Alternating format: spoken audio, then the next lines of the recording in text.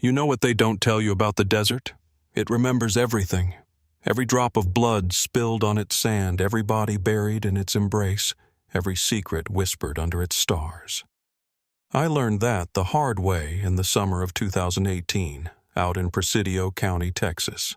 Population 7,000 souls, spread across 3,800 square miles of nothing but desert, mountains, and the kind of silence that makes you hear your own heartbeat. If you're watching this from Texas, drop a comment.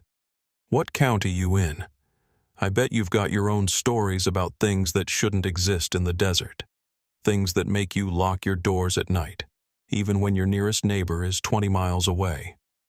My name is Sheriff Jake Morrison.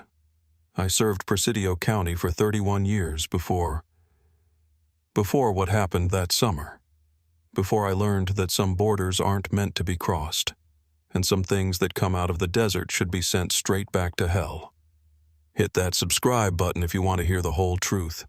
Not the official version, not what the newspapers printed. The truth about what really happened in Presidio County in 2018.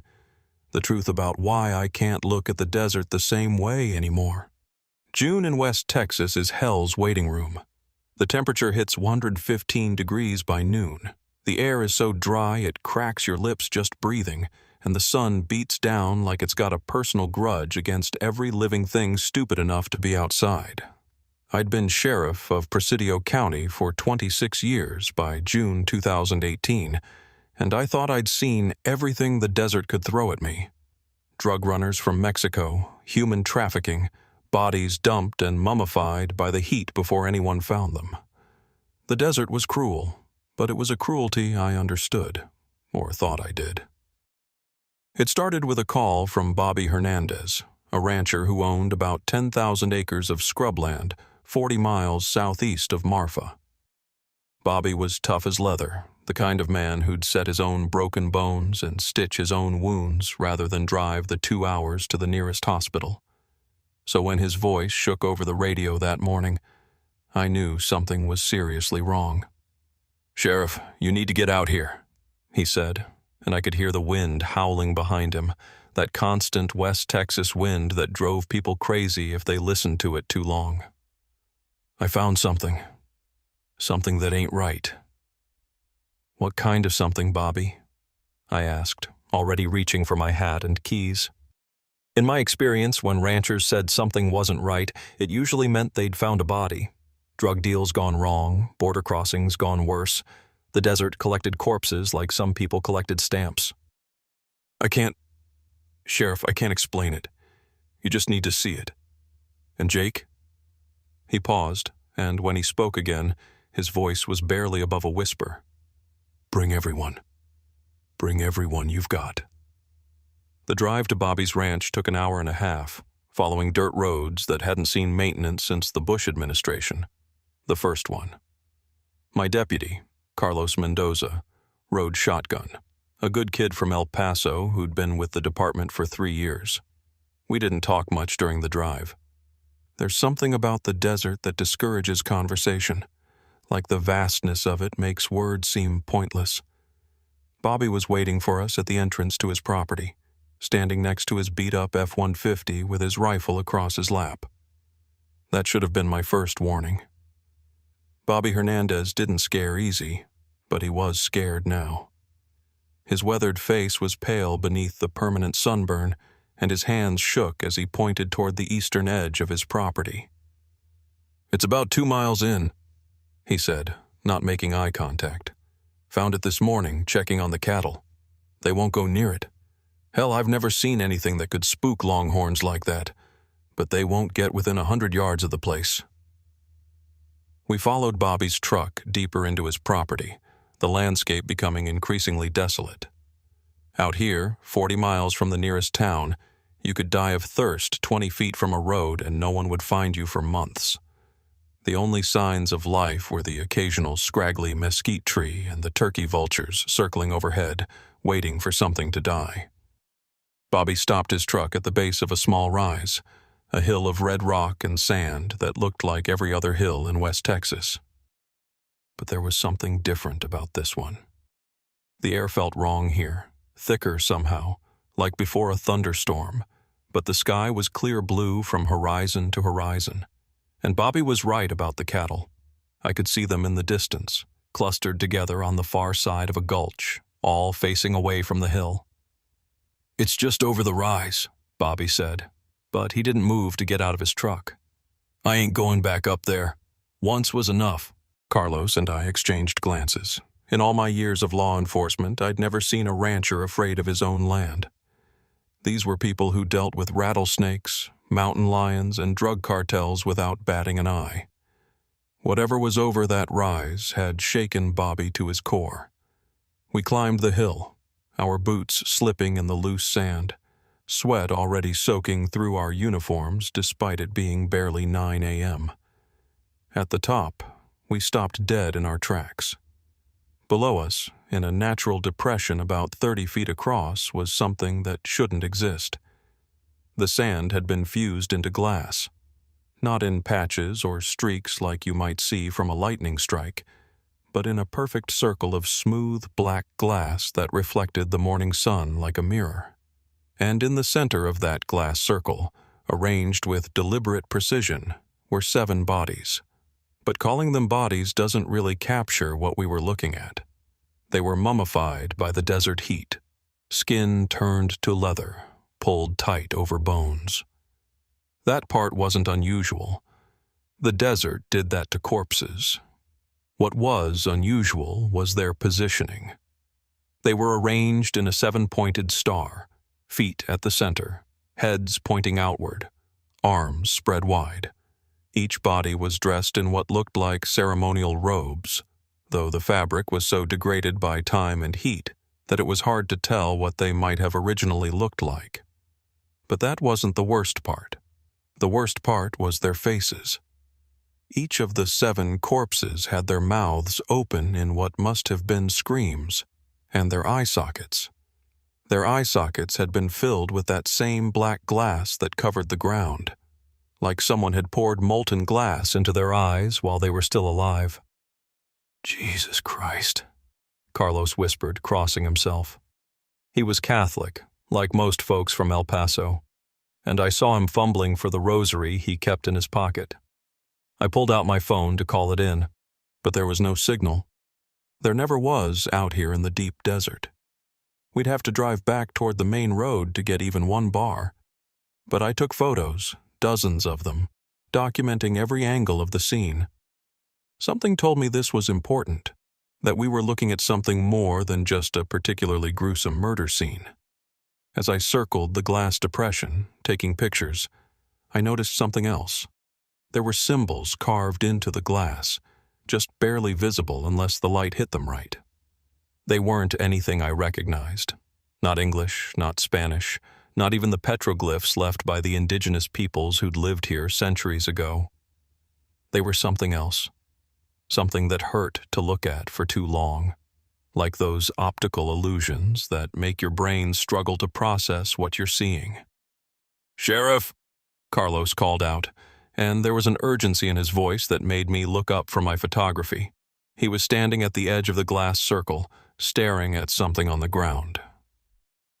"You need to see this." I walked over to where he was standing and looked down. There, pressed into the sand just outside the glass circle, was a footprint. It was fresh. Couldn't have been more than a few hours old based on how sharp the edges were. But it wasn't a human footprint.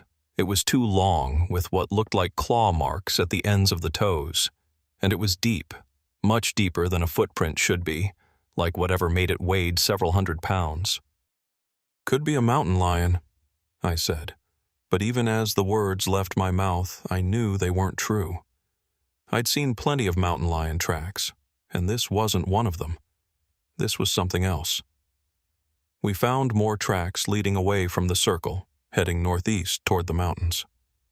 They went on for about 50 yards before simply stopping, like whatever made them had vanished into thin air, or taken flight. That thought popped into my head unbidden, and I pushed it away. There were no flying creatures in West Texas that could make tracks like that. There were no creatures anywhere that could make tracks like that.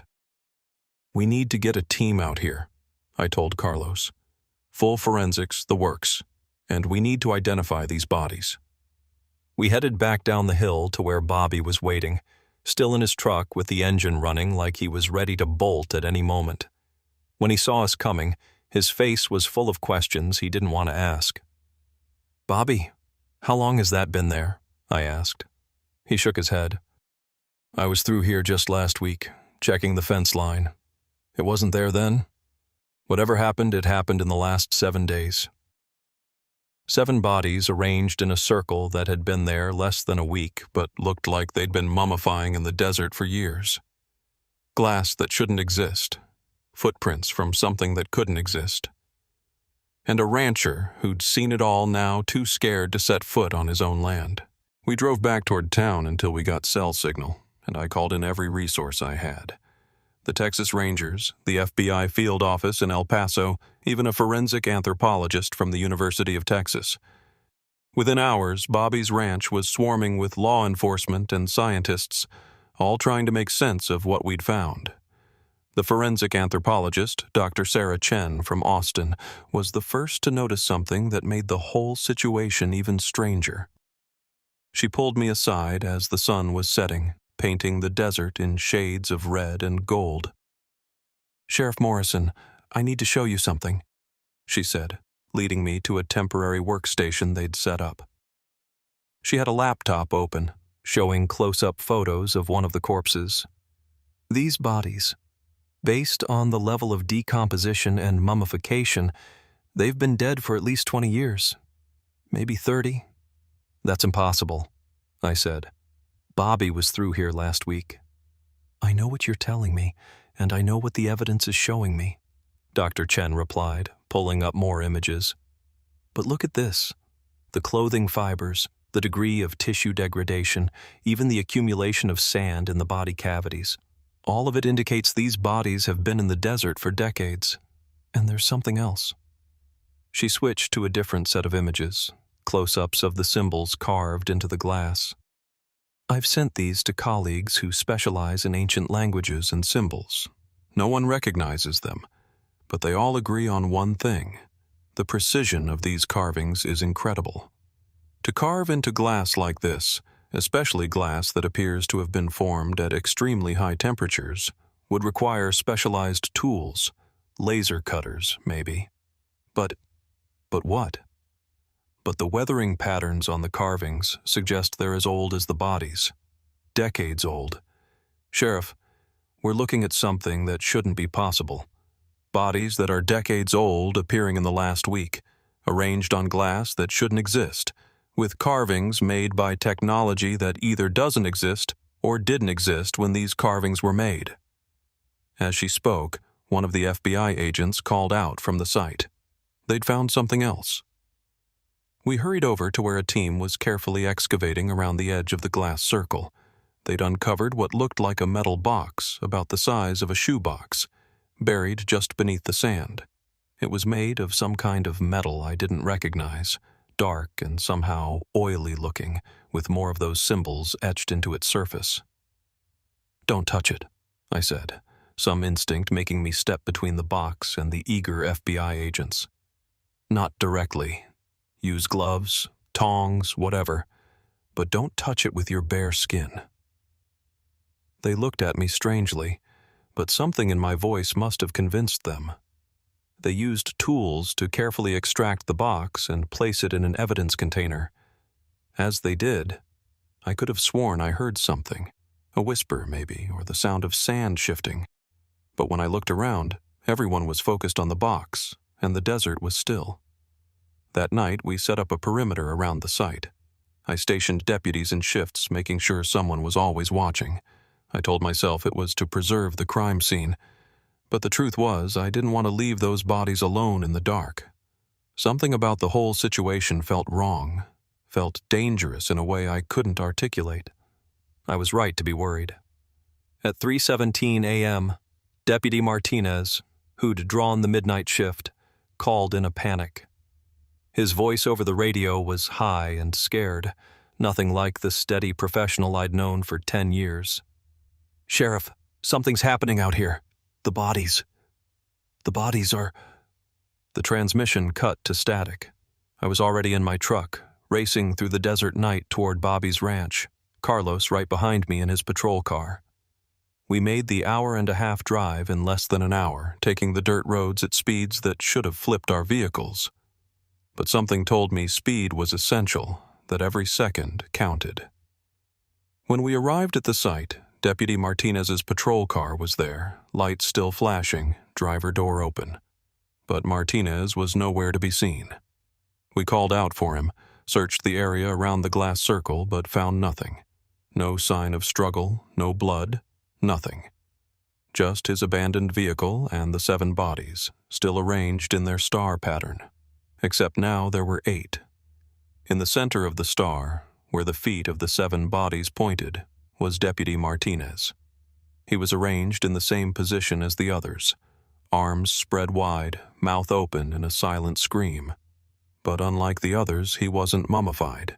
He was fresh, recently dead, maybe only an hour or 2 based on the body temperature. His eyes had been removed and replaced with that same black glass, still warm to the touch. But that was impossible. The medical examiner would later confirm that the glass in Martinez's eye sockets was chemically identical to the glass circle, formed at temperatures exceeding 2,000 degrees Fahrenheit. To do that to someone would have required equipment, time, and would have left evidence everywhere. But there was nothing. No signs of anyone else having been there, no equipment, no struggle. Just Martinez, transformed into the 8th point of a star that shouldn't exist. The death of Deputy Martinez changed everything. This wasn't just some bizarre archaeological discovery anymore. It was an active crime scene with one of my own people dead. By dawn, the FBI had taken over the investigation, setting up a mobile command center that looked like something out of a movie. Black SUVs, satellite dishes, generators humming in the desert heat.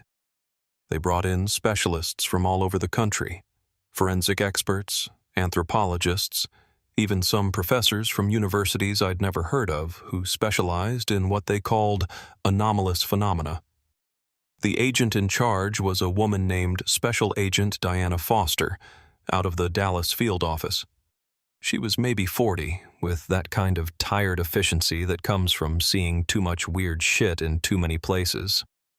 When she looked at the glass circle with its 8 bodies, she didn't seem surprised so much as resigned, like she'd been expecting something like this to happen eventually. "Sheriff Morrison," she said, pulling me aside while her team worked. "I need to ask you some questions about this area.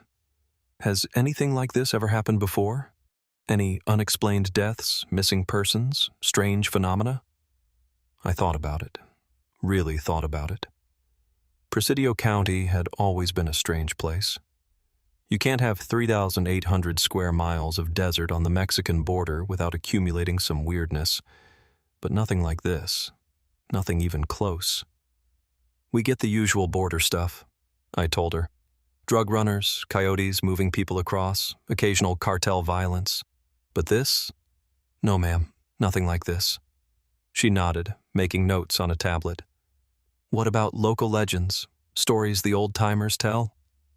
That gave me pause. There were stories, of course. There were always stories in places like this, where the desert had been swallowing secrets for thousands of years. The Apache had considered certain parts of the county forbidden land. The Spanish conquistadors had written about lights in the sky and voices in the wind. Even the early Texas settlers had stories about things that came out of the desert on certain nights, things that weren't quite human and weren't quite animal. "There are always stories," I admitted. "But they're just that, stories. Campfire tales to scare tourists." Agent Foster looked at me with eyes that had seen too much. "In my experience, Sheriff, the stories are never just stories. They're warnings that we've forgotten how to read." While the FBI processed the scene, I went to see Martinez's widow. Elena Martinez was a strong woman who'd known what she was signing up for when she married a cop, but nothing could have prepared her for this. I sat in her living room, trying to explain how her husband had died, and realized I couldn't. How do you tell someone that their loved one was killed by something that shouldn't exist, turned into part of a pattern that made no sense? "He called me," Elena said quietly, holding their youngest daughter on her lap. "At around 2 a.m. Said he was scared, that something was wrong at the site. I told him to leave, to come home, but he said he couldn't. Said he had a job to do." She looked at me with eyes full of tears and anger. "What happened to him, Jake? What really happened?" I couldn't lie to her, but I couldn't tell her the truth either. So I did what cops always do in situations like this. I made promises. I promised we'd find who did this. I promised they'd pay. I promised justice. But even as the words left my mouth, I knew they were hollow. How do you get justice against something that can turn sand to glass and appeared to exist outside the normal rules of reality? That night, unable to sleep, I drove back out to the site. The FBI had it lit up like a football stadium with portable floodlights, and agents in hazmat suits were carefully documenting every inch of the glass circle. But I wasn't interested in what was happening inside the perimeter. I was interested in what was happening outside it. I parked my truck a half-mile away and walked into the desert with just a flashlight and my service weapon. The moon was new, leaving the sky black except for the stars, more stars than you could ever see in a city, so many that they cast their own faint light on the desert floor. I walked in expanding circles around the site, looking for... I didn't know what I was looking for. Anything that didn't belong. I found it 300 yards from the glass circle, hidden in a shallow ravine. More footprints, the same impossible claw-marked prints we'd found before. But this time, they led somewhere. They led to a cave entrance I'd never seen before, which should have been impossible. I'd been sheriff for 26 years, had covered every inch of this county at one time or another. This cave wasn't on any map, wasn't in any survey. It was like it had just appeared. The entrance was narrow, barely wide enough for a person to squeeze through, and it descended at a steep angle into the earth. The air coming out of it was wrong, too cold for the desert night, and it smelled like copper and ozone, like the air before a lightning strike.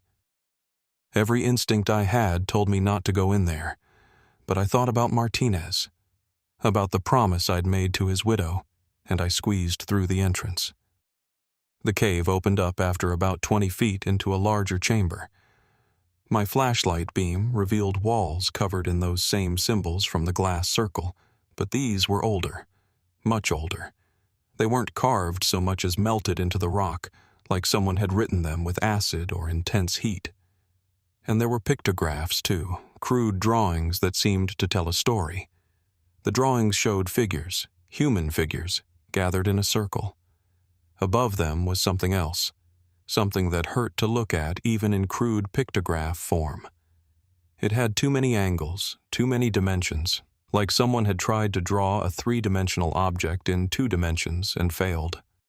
The human figures were offering something to this thing. Other humans, it looked like, smaller figures being lifted up toward the impossible shape. Further into the cave, I found more recent evidence of activity. Candles, hundreds of them, all melted down to nothing but puddles of wax. Bones that looked disturbingly human arranged in patterns on the floor, and books, modern books, journals filled with handwriting in English and Spanish and something else, something that used letters I didn't recognize. I picked up one of the journals, shining my flashlight on its pages. The handwriting was neat, precise, like whoever wrote it was trying very hard to get every detail exactly right. It was dated starting in 1987, 31 years ago. The entries talked about preparing the way, and thinning the boundaries, and the 7 who would open the door. There were diagrams of the glass circle, drawn years before it appeared. There were lists of names, some crossed out, some circled. Deputy Martinez's name was on one of the lists, circled in red ink. My blood went cold. This had been planned. Someone had been planning this for decades, maybe longer.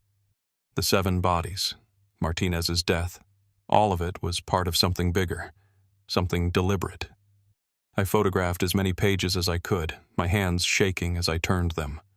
The later entries became increasingly frantic, talking about the alignment approaching and the door weakening and soon, soon, soon, written over and over again. The last entry was dated June 3rd, 2018, just 5 days ago. It said simply, "Tonight we begin. The 7 are ready. The 8th will come. The 9th will complete the pattern. And then, at last, it will be free." The 9th. There was going to be a 9th. I grabbed as many of the journals as I could carry and started to leave. But as I turned toward the cave entrance, I heard something, footsteps, coming from deeper in the cave. Not the careful steps of a person trying to be quiet, but something else, something heavier with that same wrong rhythm I'd noticed in the prints outside. Not quite human, not quite animal. I drew my weapon and pointed my flashlight toward the sound. The beam penetrated maybe 30 feet into the darkness before being swallowed up. The footsteps got closer, and with them came a smell. That same copper and ozone scent, but stronger now, mixed with something organic and rotting. "Sheriff Morrison." The voice came from the darkness, but it wasn't quite a voice. It was like multiple people speaking in unison, their words slightly out of sync. "You shouldn't be here." "Who are you?" I demanded, trying to keep my voice steady. "Show yourself." What emerged from the darkness shouldn't have been possible. It was Martinez, but it wasn't. His body moved wrong, like someone was puppeting it without quite understanding how human bodies were supposed to work. His eyes were still that black glass, but they somehow seemed to be looking at me. And when he smiled, his mouth opened too wide, showing too many teeth. "We are the servants," the thing wearing Martinez's body said. "We prepare the way. The door is opening, Sheriff. The 9th will complete the pattern, and then the old one will return. It has been sleeping beneath the desert for so long, waiting for the stars to align, waiting for the proper offerings." "Martinez?" I said, knowing it was foolish but unable to help myself. "Is that you in there?" The thing laughed, a sound like breaking glass. "Martinez is with us now, part of the pattern, part of the door. Soon you will join him. Soon everyone will join him." It moved toward me with that horrible puppet-like gait, and I did the only thing I could think of. I shot it. 6 rounds, center mass, the sound deafening in the cave. The bullets hit. I saw them hit, saw the impact push the thing back. But no blood came out. Instead, there was a spray of that black glass, liquid at first, but hardening instantly into sharp fragments that embedded themselves in the cave walls. The thing looked down at the holes in its chest, then back at me. "You cannot stop this, Sheriff. It has been written in the stars for millennia. The old ones will return, and your world will be remade in their image." It took another step toward me, and I ran. I'm not ashamed to admit it. I ran like hell, squeezing through that cave entrance so fast I tore my uniform and scraped the skin off my arms. Behind me, I could hear that thing laughing, or maybe crying, or maybe both. The sound followed me out into the desert night. I made it back to my truck and immediately called Agent Foster. Within an hour, the cave was swarming with FBI agents in tactical gear. But when they entered, they found nothing. No journals, no bones, no candles. Even the pictographs were gone, the walls smooth and unmarked. The only evidence that I hadn't imagined the whole thing was the video I'd taken on my phone, and even that was corrupted, showing mostly static with occasional glimpses of symbols and text. Agent Foster believed me, though. I could see it in her eyes. She'd seen enough impossible things to know that sometimes the impossible was just another word for "we don't understand it yet." "We need to figure out who the 9th victim is going to be," she said, pacing the command center. If there's really a pattern here, if someone's been planning this for decades, then they've already chosen the ninth. We need to find them before... She was interrupted by a call from the coroner's office in Alpine, the county seat. They'd been examining Martinez's body, trying to understand the glass in his eye sockets, when something had happened. The body was gone. Not stolen. Gone. The medical examiner had stepped out for coffee, and when he came back 5 minutes later, the examination table was empty. No sign of forced entry, nothing on the security cameras. Martinez's body had simply vanished. But he'd left something behind. Carved into the metal examination table, still hot to the touch like they'd been burned in, were words, "The ninth is chosen. The pattern will be complete. 3 days." 3 days. We had 3 days to figure out who the ninth victim would be and stop this. 3 days to prevent something that had been planned for over 30 years. 3 days to stop what the Martinez thing had called the Old One from returning. I looked at the map of Presidio County spread out on the table, at the photos of the glass circle with its 8 bodies, at the corrupted video from the cave that shouldn't have existed.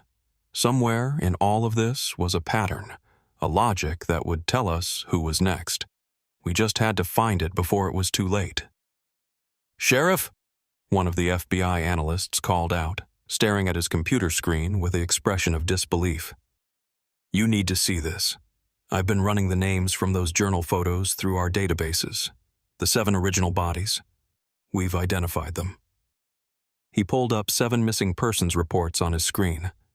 7 people who had disappeared from various parts of Texas over the last 40 years. Different ages, different backgrounds, different cities. But they all had one thing in common. They all disappeared on June 21st, the analyst said.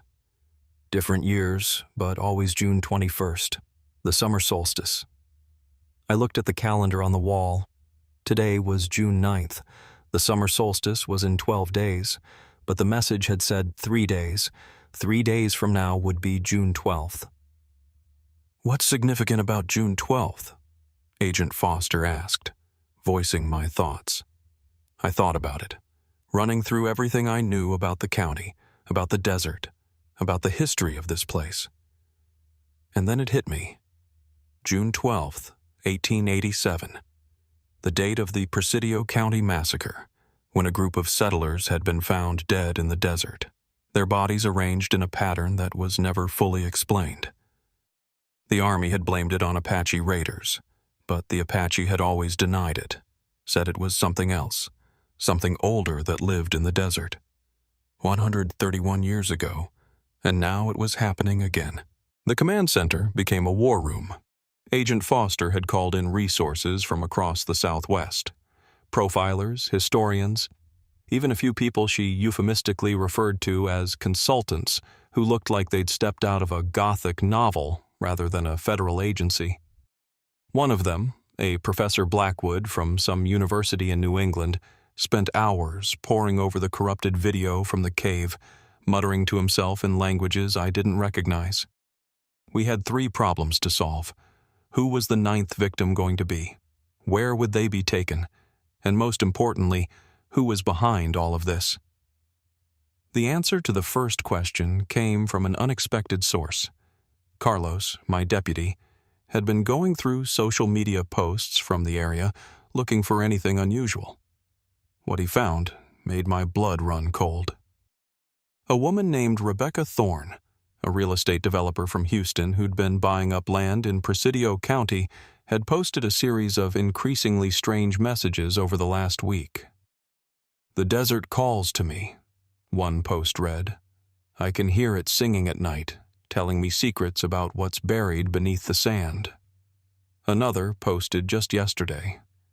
"They've shown me the truth. The old world is ending. A new one is beginning. I am honored to be chosen." I knew Rebecca Thorne. She'd been in my office 6 months ago asking about purchasing some county land near the Mexican border. Said she wanted to build a spiritual retreat center, a place for people to reconnect with the ancient energies of the desert. I'd thought she was just another New Age entrepreneur looking to capitalize on the mystique of West Texas. Now I realized she'd been scouting locations for something much darker. "We need to find her," Agent Foster said, already coordinating with state police to put out a BOLO alert. "If she's the 9th victim, she might go willingly. These posts suggest she's part of whatever cult is behind this." But Rebecca Thorne had vanished. Her hotel room in Marfa was empty, her rental car abandoned at a rest stop 30 miles from the glass circle. She'd left her phone behind, but the last GPS ping showed her heading into the deep desert, into an area called Devil's Backbone, a ridge of black rock that ran for 20 miles through the most inhospitable part of the county. We organized search teams, but I knew it was probably futile. The desert was too big, too empty. If someone wanted to disappear out there, really wanted to, we'd never find them. Not in 3 days, not in 3 years. That night, I couldn't sleep. I kept thinking about the cave, about the thing wearing Martinez's face, about the promise that the old one would return. At 3 a.m., I gave up on sleep and drove out to the one person in the county who might have answers, Maria Espinoza, whose family had lived in Presidio County since before it was part of Texas, since before it was part of Mexico, since before the Spanish came. Maria was 93 years old and lived alone in an adobe house her great-grandfather had built. She was awake when I arrived, sitting on her porch in the dark, as if she'd been expecting me. "Sheriff Morrison," she said in Spanish, though she spoke perfect English when she wanted to. "You've come about the old one." It wasn't a question. I sat down next to her, accepting the cup of coffee she offered that seemed to materialize from nowhere. "You know what's happening," I said. She nodded slowly. "My family has known for generations. We were here when it last woke, in 1887. My great-grandmother saw it happen, saw what came out of the earth when the barrier was thin. She made us promise to remember, to warn others when the signs appeared again." "Why didn't you warn us?" Maria laughed, but there was no humor in it. "Would you have believed me, Sheriff? Would anyone? No, people have to see for themselves. They have to learn the hard way that there are things older than humanity, things that were here before us and will be here after us." "What is it? This old one?" She was quiet for a long moment, staring out at the desert. "The Apache called it the hunger that walks. The Spanish called it el devorador. My people. We just called it the thing that should not be. It's been sleeping beneath the desert for thousands of years, maybe longer. Every so often, when the stars align just right, the barrier between its world and ours grows thin. That's when it needs feeding. That's when it needs servants to prepare the way." "The cult?" "Not a cult, not exactly. People who've been touched by its dreams, infected by its thoughts. It calls to certain minds, particularly those who are already broken in some way. It promises them power, transformation, escape from the pain of being human. All they have to do is help it return." "How do we stop it?" Maria looked at me with ancient eyes. "You don't stop something like that, Sheriff. You can only delay it. Send it back to sleep for another century or two. But the cost..." She shook her head. "The cost is always blood." I left Maria's house as the sun was rising, her warnings echoing in my mind. According to her, the ritual needed 9 deaths. But not just any deaths. They had to be willing sacrifices, people who chose to give themselves to the old one. The first 7 had been cultists who'd spent years preparing themselves. Martinez had been converted after death, his body made into a vessel. And Rebecca Thorne, if she was indeed the 9th, had been groomed for months, maybe years. But there was a way to disrupt it. If the 9th sacrifice wasn't completed by the solstice, if the pattern was broken, the old one would return to its slumber. We just had to keep Rebecca Thorne alive for 3 more days. When I got back to the command center, there had been a development. Professor Blackwood had decoded part of the corrupted video from the cave. It showed coordinates, GPS coordinates for a location in Devil's Backbone. Agent Foster was already mobilizing a tactical team.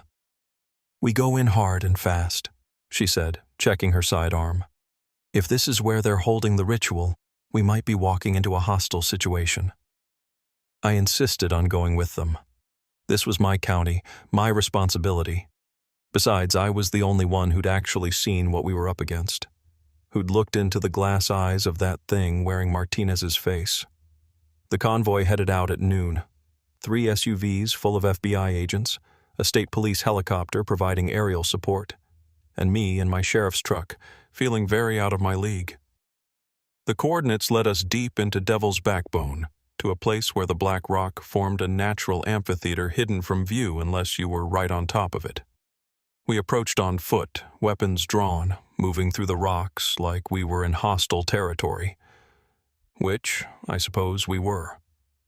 The helicopter reported heat signatures in the amphitheater, at least a dozen people, maybe more. What we found when we crested the ridge defied explanation. The amphitheater had been transformed. The black rock had been carved with thousands of those symbols, covering every surface. In the center was another glass circle, smaller than the one on Bobby's ranch, but glowing with an internal light that hurt to look at. Around it stood 13 figures in red robes, their faces hidden by hoods. And in the very center, lying on what looked like an altar made of fused glass and bone, was Rebecca Thorne. She was alive, conscious, and smiling. When she saw us, she laughed. "You're too late," she called out, her voice carrying clearly across the amphitheater. "Can't you feel it? It's already waking up. The door is opening." The ground began to shake, not like an earthquake, but like something massive was moving beneath us. The symbols on the rocks started to glow with that same painful light, and the air became thick, hard to breathe. Several of the FBI agents collapsed, blood running from their noses. "Take them down!" Agent Foster shouted, and we opened fire. But the bullets didn't reach their targets. They slowed, stopped, hung in the air like they'd hit an invisible wall. Then they melted, turning into drops of molten metal that fell to the ground and immediately cooled into strange, twisted shapes. The robed figures began to chant in that language I didn't recognize, their voices harmonizing in ways that human voices shouldn't be able to. The glass circle grew brighter, and something began to emerge from it. Not coming up from below, but coming through, like the glass was a window to somewhere else. I saw it clearly for just a moment before my mind refused to process what I was seeing. It was massive, but its size kept changing, like it existed in more than 3 dimensions, and we were only seeing a cross-section of it. It had what might have been eyes, or might have been mouths, or might have been something else entirely. It was old, older than anything should be, and it was hungry. "The 9th sacrifice," Professor Blackwood screamed from behind me. "If she dies willingly, it can fully manifest. Stop her!" But Rebecca Thorne was already moving. She'd produced a knife from somewhere, an obsidian blade that looked ancient. She raised it above her chest, ready to plunge it into her own heart. I didn't think. I just moved. I ran down into the amphitheater, ignoring the shouts behind me, ignoring the thing that was trying to push through from wherever it came from. The invisible barrier that had stopped our bullets didn't stop me, maybe because I wasn't trying to attack, just to save. I tackled Rebecca off the altar just as she brought the knife down, the blade missing her chest by inches. We hit the ground hard, and I felt the glass beneath us crack. Rebecca fought me, stronger than she should have been, her eyes wild with religious fervor. "You don't understand!" she screamed. "It's beautiful! It's going to remake everything! No more pain, no more death, just transformation into something greater." "That thing doesn't care about you," I said, struggling to keep the knife away from both of us. "You're just food to it, just a way to open the door." The ground shook again, more violently this time. Cracks appeared in the glass circle, spreading outward like a spider web. The thing that was trying to come through roared, a sound that wasn't heard so much as felt, vibrating through every bone in my body. The robed figures chanting became frantic, desperate. And then Agent Foster did something I didn't expect. She didn't shoot at the cultists or the creature. She shot the glass circle itself, emptying her entire magazine into the spreading cracks. Other agents followed suit, and the circle began to shatter. The thing trying to come through screamed again, and this time I heard rage in it, and maybe fear. The portal or doorway or whatever the glass circle was began to collapse, pulling back into itself. The cultists tried to hold it open, pouring their will into maintaining the connection, but it was too late. The pattern had been broken. The 9th sacrifice hadn't been completed. The creature retreated, pulled back to wherever it came from, but not before I got one last clear look at it. In that moment, I understood what Maria Espinosa had meant. This wasn't something you could kill or arrest or even really fight. It was like trying to fight gravity or entropy. It simply was, and would always be, waiting in the spaces between reality for another chance to break through. The glass circle imploded with a sound like the world breaking. The force of it knocked everyone to the ground, and when I looked up, the amphitheater was just black rock again. No symbols, no glass, no portal to places that shouldn't exist. The cultists were unconscious or dead, their robes just normal fabric now, their power broken. Rebecca Thorne was sobbing in my arms, the fervor gone from her eyes, replaced by horror at what she'd almost done. "Oh God," she kept saying. "Oh God, I could see it. I could see what it really was. How could I have thought? How could I have wanted?" We arrested the surviving cultists, though most of them seemed to have had their minds broken by the experience. They babbled about transformations and ancient promises, but none of it made coherent sense. Rebecca Thorne was hospitalized, catatonic by the time we got her to Alpine. She never spoke again, as far as I know. The FBI cleaned up the site, classified everything at a level so high I wasn't even supposed to know it existed. Agent Foster pulled me aside before she left. "This never happened," she said simply. "There was a drug cult in the desert. They killed 8 people in a ritualistic manner. We stopped them before they could kill a 9th. That's the official story." "And the glass? The bodies aging decades and days? Martinez walking around after he died? Mass hallucinations caused by psychotropic drugs the cult was using? The bodies were old murders they'd dug up and arranged. Martinez's body was stolen by cult members and destroyed. That's bullshit, and you know it." She gave me a tired smile. "Yes, it is. But it's bullshit people can live with. The truth? The truth would break most people. They need to believe the world makes sense, that there are rules, that monsters don't exist. Let them have that comfort, Sheriff. God knows it's the only protection most of them have." The official investigation wrapped up within a week. The media got their story about a drug cult in the desert, complete with staged photos of seized narcotics and weapons that had nothing to do with what really happened. The FBI removed all evidence of the glass circles, the symbols, anything that might suggest something beyond a conventional crime. Bobby Hernandez got his land back, but he sold it within a month and moved to Nebraska. Said he couldn't stand the sight of the desert anymore. But the desert doesn't forget, and neither do I.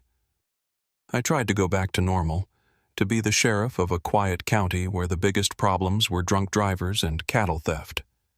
For a few weeks I almost managed it. Then the dreams started. Every night I was back in that amphitheater, but in the dreams we were too late. Rebecca Thorne completed her sacrifice, and the old one pushed through into our world. I watched it remake reality, transforming the desert into something alien, something that operated on different physical laws. People were turned inside out, but kept living. Buildings grew like organic things, and the sky bled colors that don't have names. I'd wake up screaming, my sheets soaked with sweat, the taste of copper and ozone in my mouth. Carlos noticed first. "Sheriff, you okay?" he asked one morning, finding me asleep at my desk for the third time that week. "You look like hell." "Just haven't been sleeping well," I told him. But we both knew it was more than that. The department had lost Martinez, had been at the center of something that shook everyone who'd been involved. The official story might have been about a drug cult, but every deputy who'd been out there knew better. They'd seen the glass, seen the bodies, felt the wrongness in the air. We all carried that knowledge now, that burden of knowing the world wasn't what we thought it was. 3 weeks after the incident, I got a call from Maria Espinoza. "Sheriff," she said without preamble, "you need to come see me. Bring no one." I found her in her garden, tending to plants that grew despite the desert heat, despite the lack of water. She looked older than when I'd last seen her, as if the events of the past month had aged her years. "It's not over," she said, not looking up from her tomatoes. "You know that, don't you?" I did know. I could feel it in my bones, in the way the desert felt different now, charged with a potential that hadn't been there before. The portal closed. The ritual failed. "The door closed," she corrected.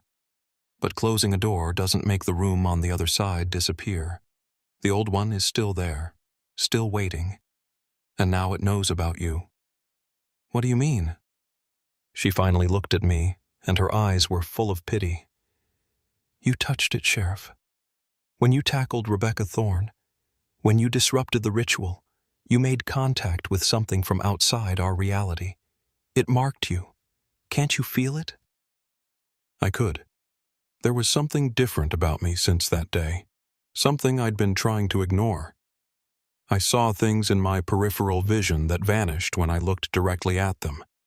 I heard whispers in languages that predated human speech, and sometimes, just sometimes, I could feel the desert breathing, like it was alive and aware. "What does it want with me?" "You're an anchor now," Maria said. "A connection between its world and ours. It will use that connection to influence things, to prepare for its next attempt. Maybe not for another century, maybe sooner. Time doesn't mean the same thing to creatures like that." "How do I break the connection?" She shook her head slowly. "You don't. You carry it until you die, and you hope you die before it decides to use you." I left Maria's house feeling like I'd been sentenced to death, just with an indefinite execution date. But she'd given me something else too. A leather journal, old and worn, filled with handwritten notes in Spanish. "My great-grandmother's," she explained. "Everything she learned about the old one, about how to recognize its influence, how to resist it. You'll need it." Over the next few months, I studied that journal like my life depended on it, which I suppose it did.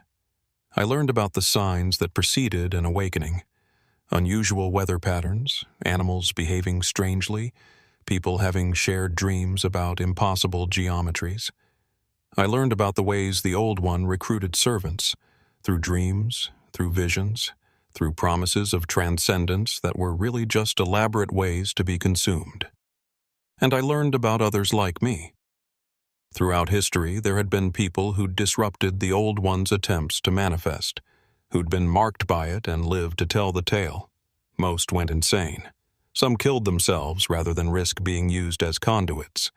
But a few, a precious few, had found ways to use the connection against the creature, to serve as early warning systems and defenders against its influence.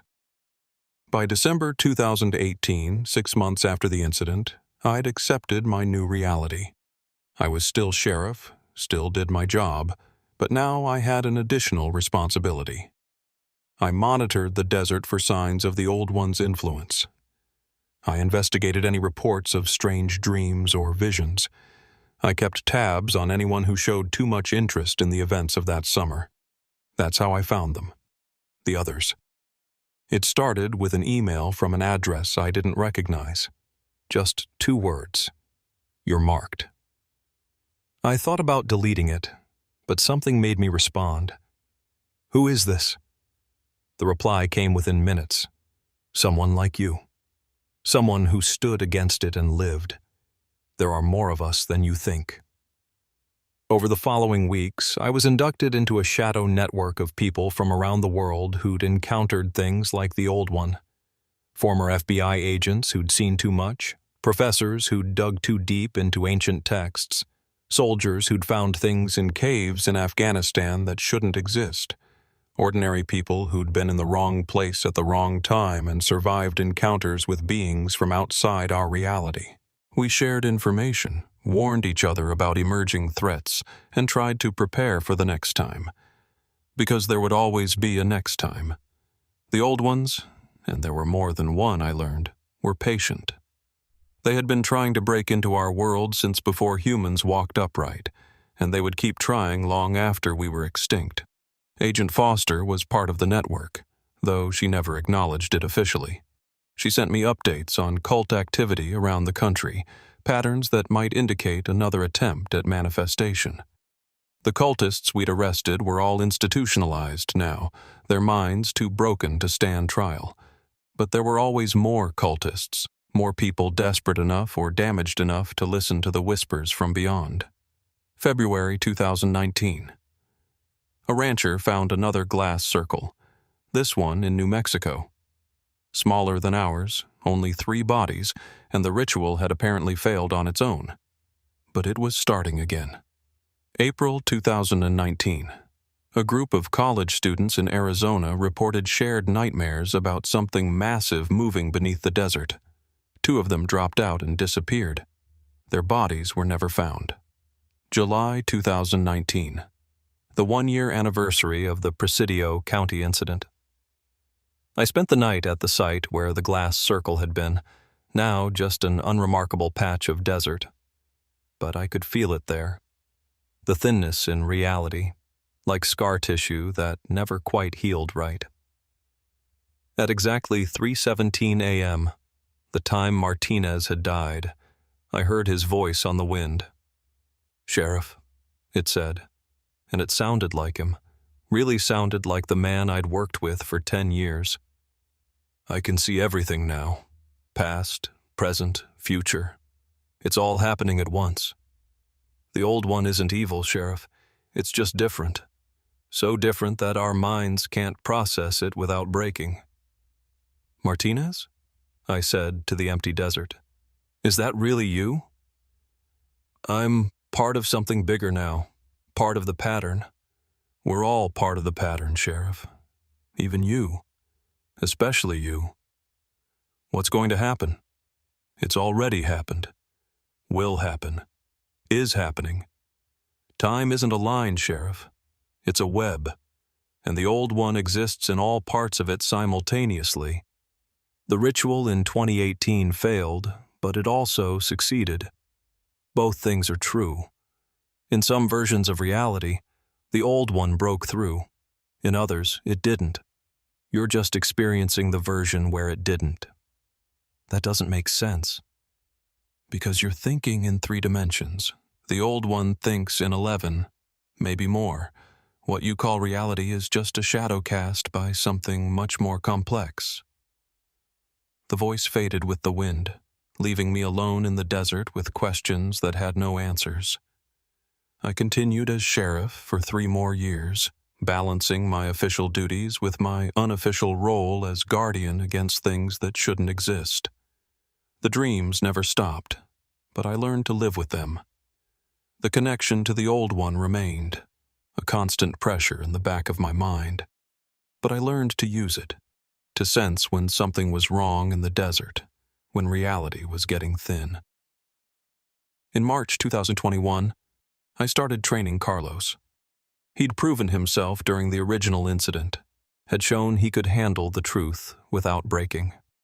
Someone needed to know what I knew, to carry on the watch when I was gone. Because I could feel it.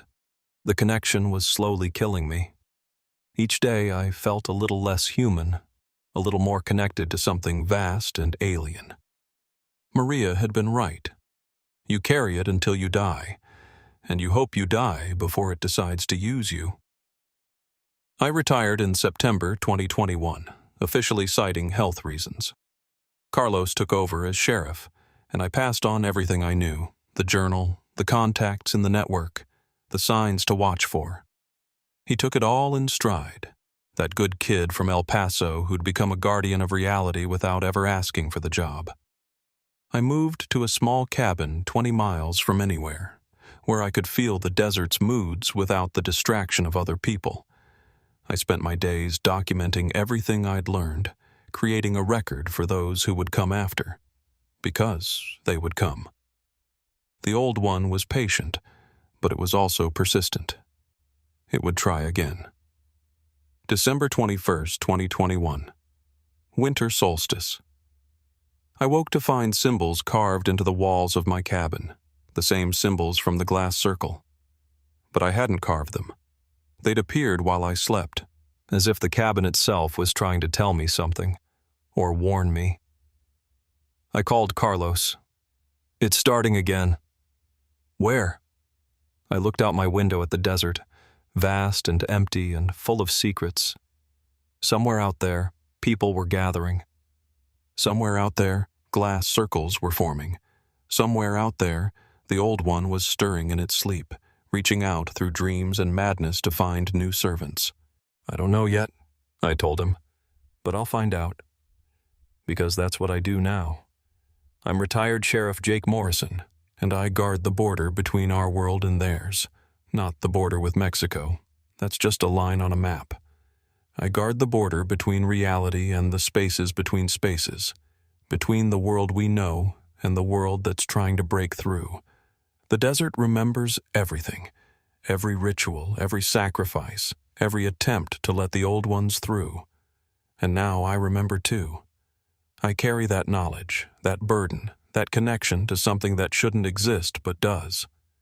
Some nights, when the moon is dark and the stars are bright, I can feel the old one's attention turn to me. It knows I'm here, knows I'm watching.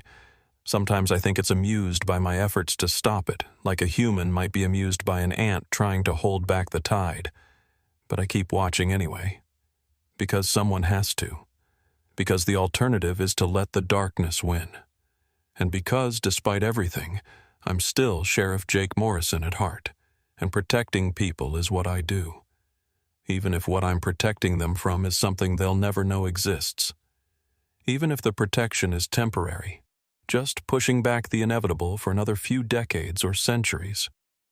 Even if the cost is my sanity, my health, my humanity slowly eroding like sandstone in the desert wind. The desert never forgets. And neither do I. End recording. Sheriff Jake Morrison died on June 21st, 2023, summer solstice. He was found in his cabin, surrounded by hundreds of pages of notes about things that don't officially exist. His eyes had been replaced with black glass, but unlike the other victims, he appeared to have died peacefully, even smiling. Sheriff Carlos Mendoza continues to serve Presidio County. He reports no unusual activity, but sometimes, on very quiet nights, ranchers report seeing a figure walking the desert, tall, wearing a sheriff's uniform, with eyes that reflect light like black glass. It walks the borders of the county, they say, watching for something. Always watching, always waiting, because the desert never forgets. And some guardians never really die.